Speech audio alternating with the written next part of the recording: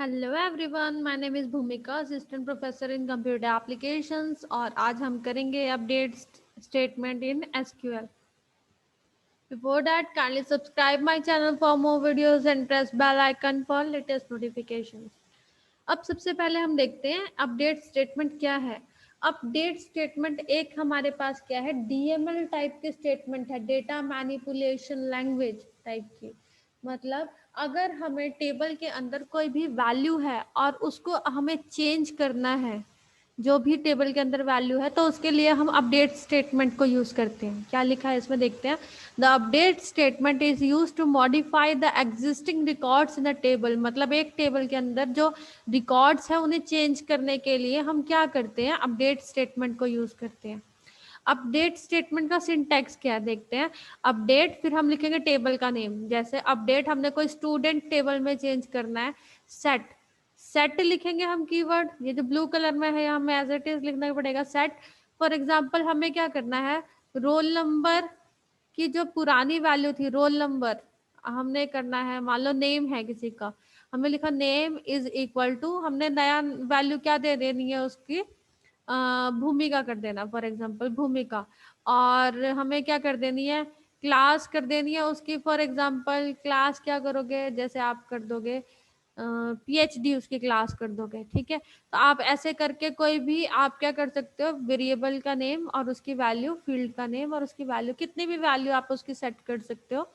Column पे depend करता है कि आप उसकी कौन कौन सी वैल्यू चेंज करना चाहते हैं।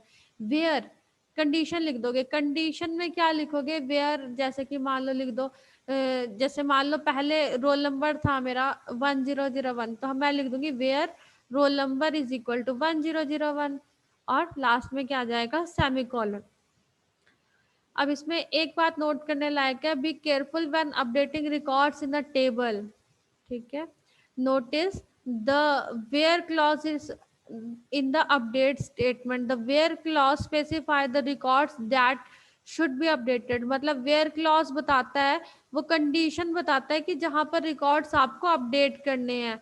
If you omit the where clause, all records in the table will be updated. अब अगर आप वेयर क्लॉज को क्या करोगे, मतलब अगर आप इसमें वेयर कंडीशन नहीं लगाते, तो अगर आपने सिर्फ लिखा update student set name equal to Bhumika, तो पूरे टेबल में नेम इज इक्वल टू क्या सेट हो जाएगा, भूमिका। तो वेयर कंडीशन लिखनी बहुत जरूरी है, जहां से हमें ये पता चल जाएगा हमें किस जगह वैल्यू चेंज करनी है। अब हम इसे एग्जाम्पल के उससे समझते हैं। मान लो हमारे पास कोई टेबल है, टेबल का नाम क्या है, कस्टमर्स, और ये है हमारे पास एक कॉलम है कस्टमर आईडी, एक है कस्टमर नेम, और ये है कांटेक्ट नेम, ये है एड्रेसेस, ये है सिटी, ये है पोस्टल कोड, और ये है कंट्री। अब हम क्या करना चाहते हैं, जिसका कस्टमर आईडी 1 है उसका नेम और सिटी चेंज करना चाहते हैं। नेम देखो क्या है इसका, और सिटी।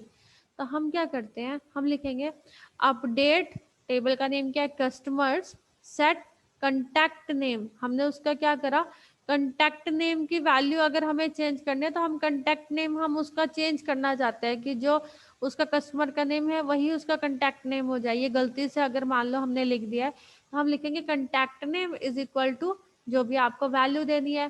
टेक्स्ट का देखो वेर कैर में होगा, क्योंकि डेटा जैसे हमने क्रिएट स्टेटमेंट में किया था, तो इसके लिए हमें क्या सिंगल कोड लगाने पड़ेंगे, कॉमा डाल के हम दूसरी फील्ड की वैल्यू, सिटी हम जो भी इसकी वैल्यू लिखना चाहते हैं वो लिखी हमने।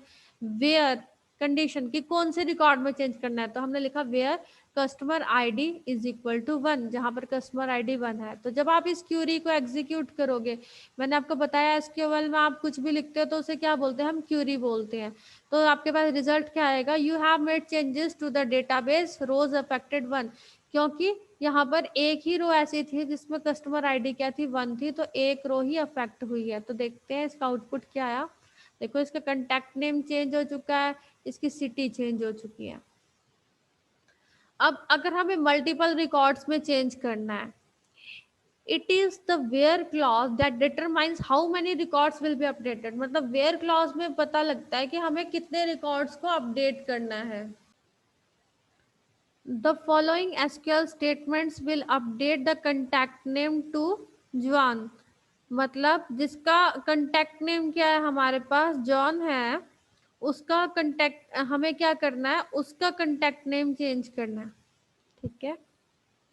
Where records is equal to country is, where country is equal to Mexico, जिसकी कंट्री क्या है, मैक्सिको है, हमें उसका कांटेक्ट नेम जॉन कर देना है। देखो जो हमारे पास मैक्सिको किस किस की कंट्री है, एक दो, तो इसका नाम क्या है, देखो कुछ और नाम है, हमें इसका नाम चेंज करके क्या रख देना है, हमने उसका ये नाम रख देना है। तो हम क्या लिखेंगे, update customer set contact name, जो भी आपको नाम लिखना है, where country is equal to Mexico. तो हमारे पास कितने रिकॉर्ड्स हैं ऐसे, यहाँ पर एक दो, यहाँ पर आपको दो रिकॉर्ड्स दिख रहे हैं, लेकिन इस टेबल के अंदर हमारे पास नियरली 100 रिकॉर्ड्स है, क्योंकि यहाँ पर मैं आपको 100 रिकॉर्ड्स नहीं डिस्प्ले कर सकती थी, तो इसमें तो उसने बता दिया कि आपके पास कितने रिकॉर्ड चेंज हुए हैं। जहां जहां ये नाम होगा मैक्सिको, तो उसने कहा कि 5 जगह ये नाम था, तो 5 रोज अफेक्ट हो चुकी है।